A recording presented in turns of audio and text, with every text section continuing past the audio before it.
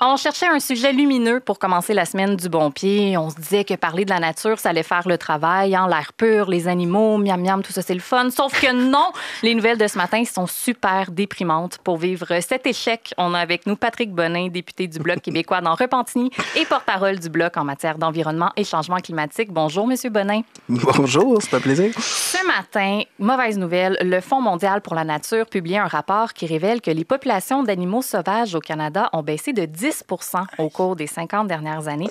On parle même d'un déclin de 62 dans les prairies. C'est énorme. On sait qu'au Bloc, les prairies, on s'en fout un peu, hein? Mais êtes-vous quand même inquiet pour les populations de renards véloces canadiens? Bien, on se fout pas des prairies, mais on a une vision différente, disons.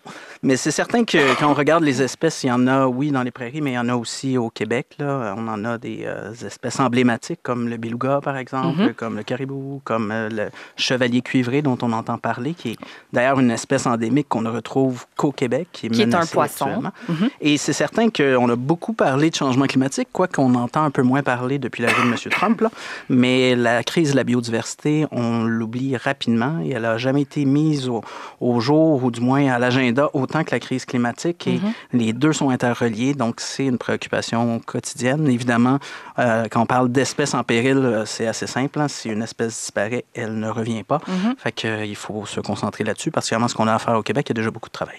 Il y a les mauvaises nouvelles s'enchaînent. Il y a quelques jours, le secrétaire général de l'ONU, Antonio Guterres, a dit que l'objectif de limiter le réchauffement climatique à 1,5 degrés Celsius par rapport à l'ère pré-industrielle, c'est sur le point de s'effondrer. Ce sont ces mots, un effondrement. Est-ce qu'on devrait commencer à paniquer? Puis là, je sais qu'en théorie, il faut parler d'espoir puis de résilience, mais pour vrai, moi, je me demande si on n'est pas rendu à une autre étape collectivement, celle de s'en faire pour vrai.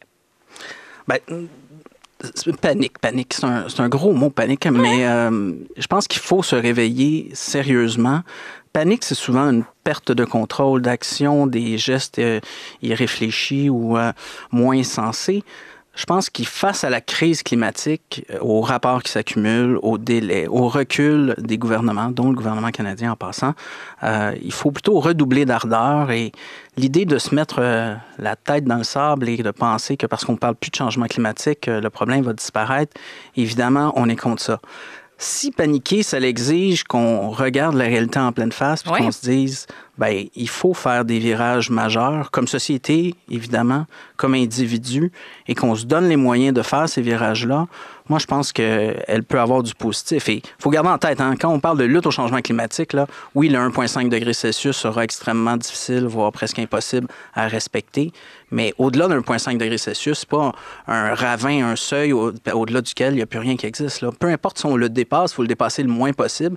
Et le seul moyen d'y arriver, c'est de redoubler d'ardeur, dans notre vie personnelle, évidemment, mais surtout avec nos gouvernements qui ne montrent pas l'exemple. Mais justement, vous avez utilisé le mot « recul », Patrick Bonin. Est-ce que vous pensez que le Canada fait sa part en ce moment?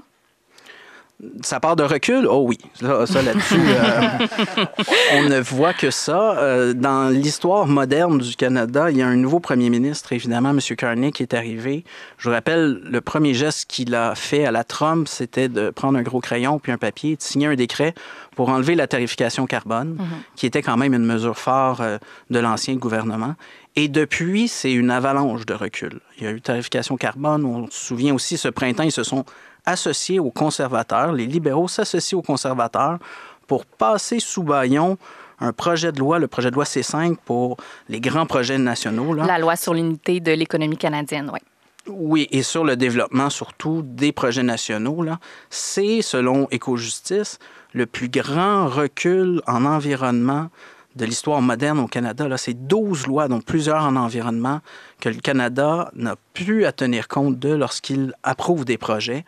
C'est 7 règlements également. C'est un bulldozer pour des projets qui met un bureau de projet, dont, en passant, la présidente, c'est l'ancienne présidente du pipeline Trans Mountain de sable bitumineux. Là. C'est elle qui a été mise là pour s'assurer d'avoir le moins de contraintes possibles. Fait que ça, c'est juste d'emblée comme ça. Après ça, cet été, ça a continué. Hein. Vous avez eu, par exemple, la loi sur zéro émission qu'on appelle là, pour forcer les manufacturiers automobiles à produire davantage et à vendre davantage de véhicules électriques. Le gouvernement a reculé là-dessus. Aujourd'hui, il est en train de reculer sur le plafond d'émissions de gaz à effet de serre pour la production de pétrole et gaz.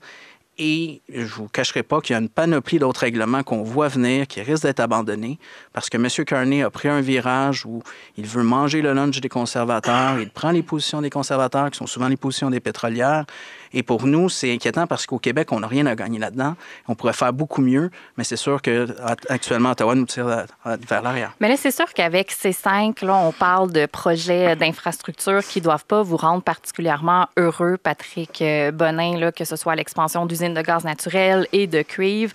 En même temps, le gouvernement Carney estime que l'ensemble des projets va avoir des retombées de plus de 60 milliards de dollars, puis créer des dizaines de milliers d'emplois. Dans le contexte de la guerre commerciale avec les États-Unis, c'est quand même difficile de dire ça non, de dire non à ça, non? Qu'est-ce que vous pouvez proposer pour arriver au même point en protégeant le chevalier cuivré?